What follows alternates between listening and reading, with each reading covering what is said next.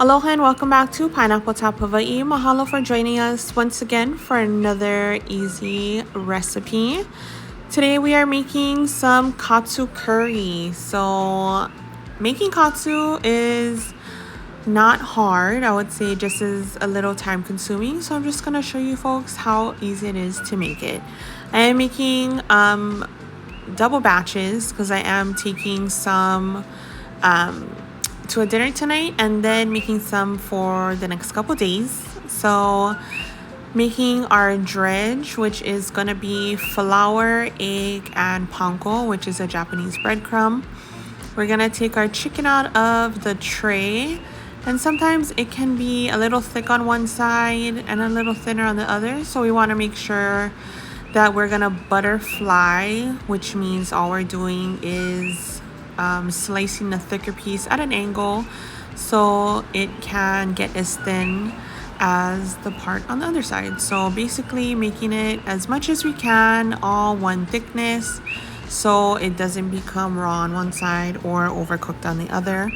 We're gonna do that to all the chicken thighs. This is boneless chicken thighs, boneless and skinless chicken thighs that we have here, and we're gonna do that to all. We are gonna lightly salt them as well, and then we're gonna go ahead and set up our dredge station.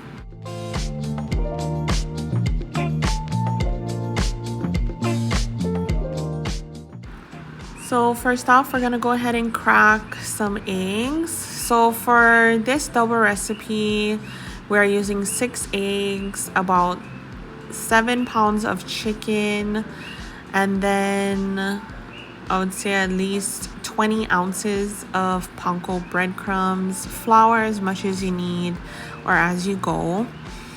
But like I said, we are doubling up this recipe, so if you're not making this much, you can go ahead and use less ingredients. I grew up eating katsu a lot. It is a Japanese type of dish, but Hawaii is very influenced by Japanese cuisine. My mom's family is also a little bit of Japanese, so we always had some kind of katsu in our house, whether it was pork or chicken, and it's one of my favorites. So wanted to show you folks how easy it is to make it. Basically, all you're gonna do is get your chicken, dredge it in the flour first, egg second, panko third, and then we're gonna set that on the side. Because I'm doing a video, I'm going to be dredging all my chicken first and then going ahead and frying. But usually if it's just for dinner, I'm dredging as I fry. So totally up to you on how you want to do it. If this is your first time, I would say to dredge your protein first and then going ahead and frying, because it can get a little overwhelming trying to keep an eye on your pot or pan and then trying to multitask. So that's just what I do. You can take whatever tips you want from this video, but it is simple.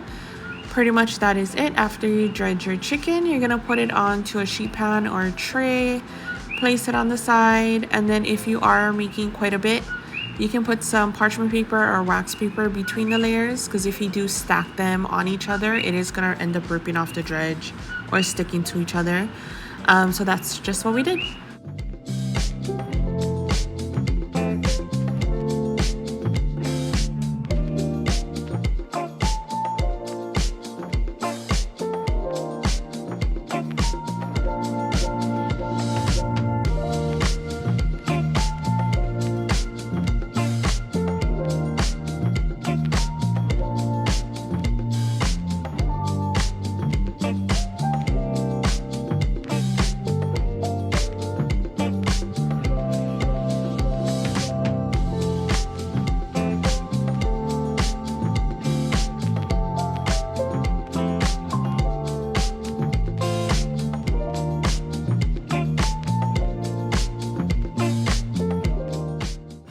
So when I'm frying our katsu, I'm not gonna deep fry them, which means it's gonna be in a pot full of oil. I'm using just a shallow fry in a wide, large pot. I like to use that when frying katsu just because the oil stays within the pot and doesn't pop over if you're using a pan or a saucepan. But it's totally up to you on what you have, but this is what I did. Shallow fry, which means going about 1 inch to 1.5 inches of oil just on the bottom of the pan. Saves oil and also to me saves time because you still have to eventually flip it anyway if you're gonna deep fry. So to me this is easier. Once around the edges gets a little golden brown, we're gonna go ahead and flip that over, usually about 3 to 4 minutes for the first side and about 2 to 3 on the second, depending on your oil temperature and also how thick your chicken is. Make sure your fire is not too high because then your panko is gonna brown very fast with your chicken raw in the middle. So however you usually fry chicken is how you usually fry katsu as well.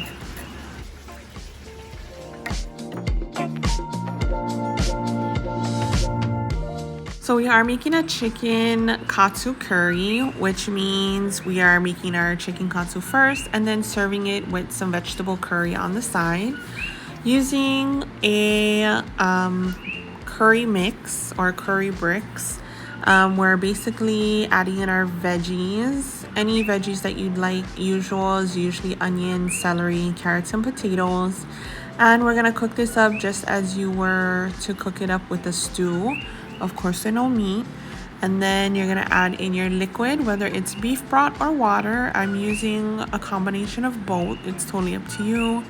And then when your vegetables are ready, you're gonna add in your curry blocks, which thickens and seasons your liquid. So you do not need to add anything at all. Like I said, it also does thicken your sauce, which is perfect and easy. And then after that, we're basically gonna serve it up with some rice, our katsu, and our curry.